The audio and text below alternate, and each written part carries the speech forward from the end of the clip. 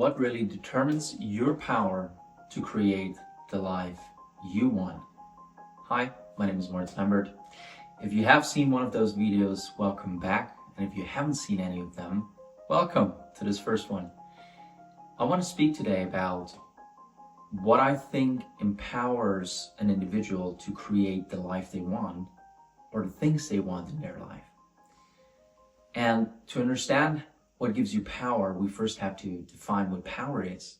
And power in my world is your ability to translate your intentions into reality. What does that mean? For example, if I have the intention to get a glass of water, my ability to act on that intention, and that's another factor, the time it takes me to act on that intention, is the power I have with getting a glass of water. You can translate that into anything. You could translate it into, you tell yourself, I want to gain 2 kilograms of muscle, let's say. And you go and say, okay, I have that intention. And then your ability to act on that quickly is your power in that matter. So somebody who has that intention for 2 years and then acts on it has, by that definition, less power than somebody who has the intention to get some extra kilo of muscle mass on the body and then immediately goes and does a workout, right? There's no time delay between that person, and there's a huge time delay with the other person.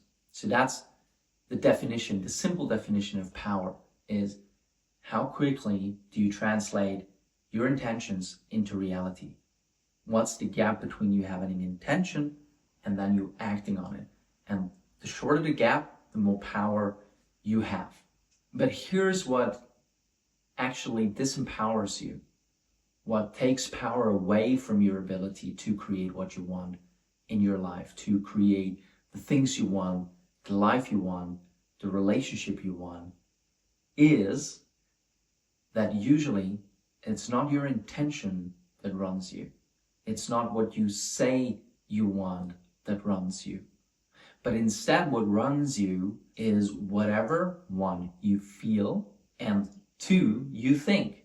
So you might have the intention to say, let's get 2 kilos of muscle mass on the body. Or you might have the intention to say, I want to earn more money.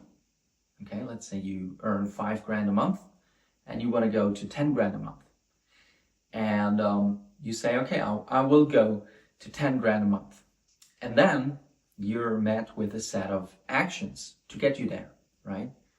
Whatever they are, you might have to reach out to people that you haven't reached out before. Maybe you want to go up market and talk to people who make more money or have bigger businesses, or you have to do manual outreach, or you have to call people, right?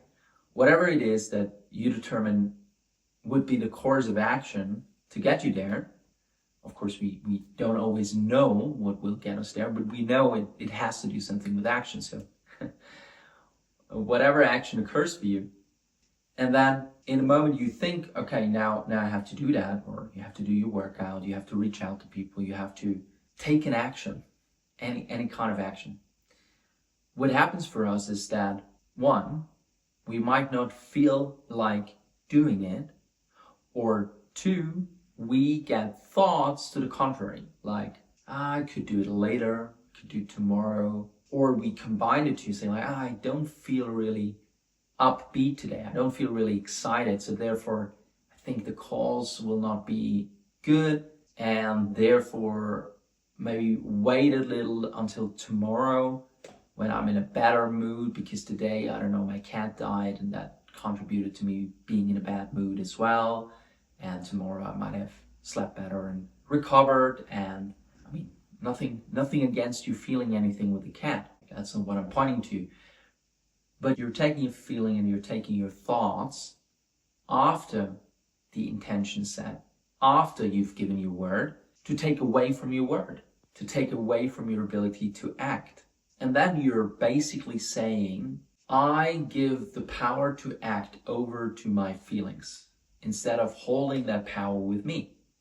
Or you say, and you don't actually say that, but that's what you actually say. You're not formulating that this way to yourself, but you're saying that by giving your feelings the say over what you're going to do, if you're going to act now or not. I give you an example. This morning, I felt really tired.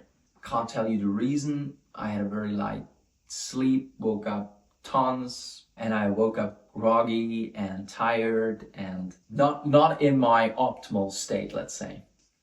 And on my list of promises for today, on my list of things that I said I would do today, was writing 2 newsletter articles and shooting a video for YouTube.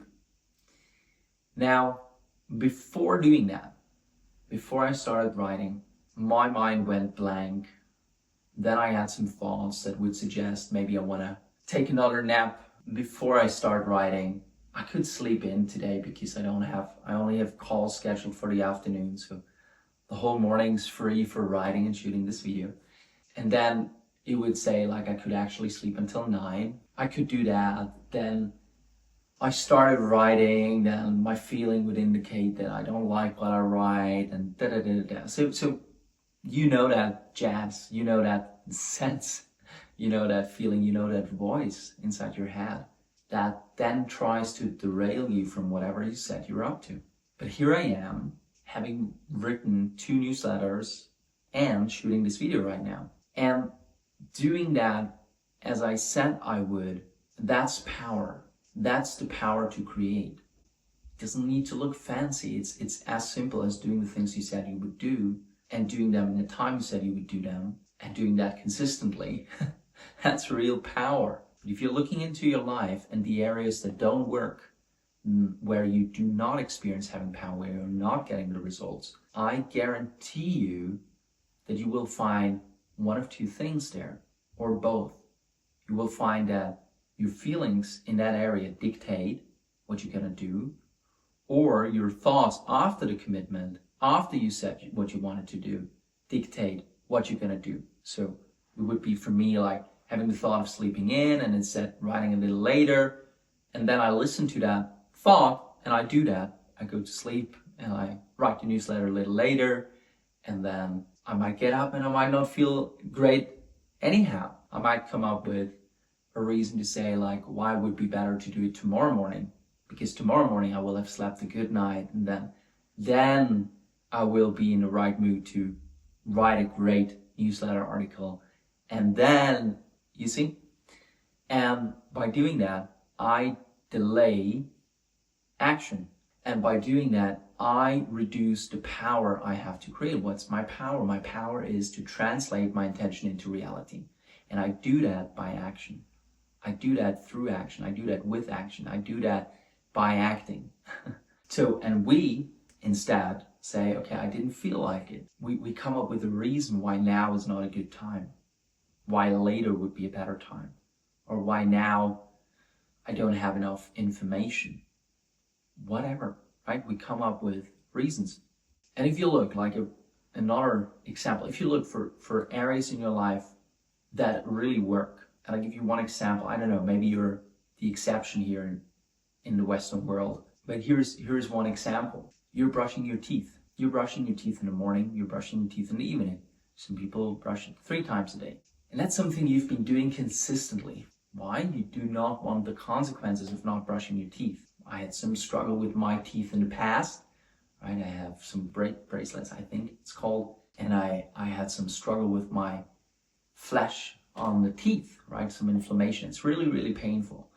When you experience that once, you do not want to experience that again. So I'm really diligent about doing the 2 times brush every day. You probably too. When you look at brushing your teeth, what you will find is you do not consult your feelings if you shouldn't brush your teeth today. You don't, right? You might feel up, you might feel down, you might feel happy, you might feel sad while you're brushing your teeth. And you're brushing your teeth because you want the result of brushing your teeth. And then another area might be you taking care of your body and taking a shower. You might not feel like doing it. You might have thoughts that I could take a shower 2 days from now or whatever, but you're smelling and you take the shower. Why? Because you want the result of taking the shower. So you don't consult your feelings when it comes to brushing your teeth. You don't consult what you think when it comes to brushing your teeth.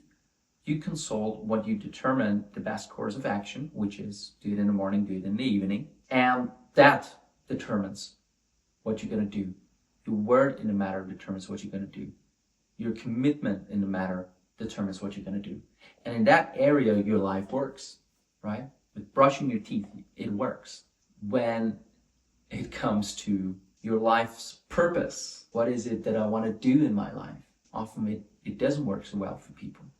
You spend an enormous amount of time thinking, feeling, wondering, questioning, trying to figure out, and so forth.